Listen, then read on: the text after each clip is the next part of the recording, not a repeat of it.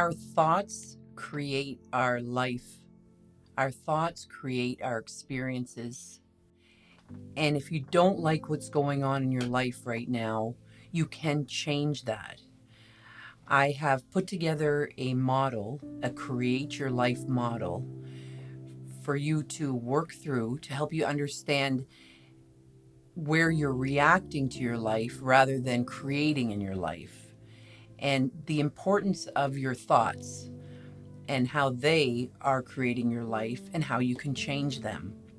I'll go through the model first, and then I'll go through a real life experience, a time when I worked with a client through this process, through this model, and how it helped her understand how she was reacting in her life rather than creating in her life, and helped her to take action to make change in her life. So, number one is you need to do this in writing. So grab a piece of paper, a pen, open your laptop. But all of the problems are in your mind. So you can't do this work in your mind. It'll just get fuddled up and muddled up and mixed up. So grab a piece of paper and a pen and start with, what is my story right now around the problem that I'm experiencing? Write that down. Write down your story. What are you telling yourself right now? What is your story around this problem that you're experiencing? Secondly, write down your experience. And here you need to work on one experience at a time. So, one fact around your experience that you are having with this problem in your life. Second is your thought. When you think about this problem, what is the thought that runs through your mind? One thought. There may be many, but in order to work through this, we work through it one step at a time. So one thought at a time. So what is the thought that you're having around this problem, this experience in your life right now? Next, your emotion. What emotion are you feeling when you have this thought about your experience? This is how you are now reacting to your experience. So, how are you reacting to your experience when you have this emotion and you have this thought? Now, part two of the process is creating your life. So, number one, create your new intention. So, what is your new intention that you would like to create in your life? And what is the elevated emotion that you feel when you think about this new intention? And what is the new action that you're going to take as you're feeling this new and elevated emotion and you're thinking about your new intention? And now, what is the new experience that you are having while you're feeling this way, thinking this way? What's the new experience that you're creating in your life? And then finally, what is your new story? So this is a process that you can work through with every negative thought that you have or every problem that you're experiencing in your life right now. So I was working with a client the other day, and this was her story. I have 3 kids. I am not working. I've been a stay-at-home mom. There's no way I can do this on my own. My husband has asked me for a divorce. He's having an affair. I'm so overwhelmed. I can't handle this. And this is her story. This is her story and what she's going through right now. So we began to break it down with the Create Your Life model. Firstly, I asked her to think about one experience that she's not happy with right now. She wrote down, "My husband wants a divorce." I asked what thought she was thinking. She said, "I am a failure." I asked what emotion was she feeling.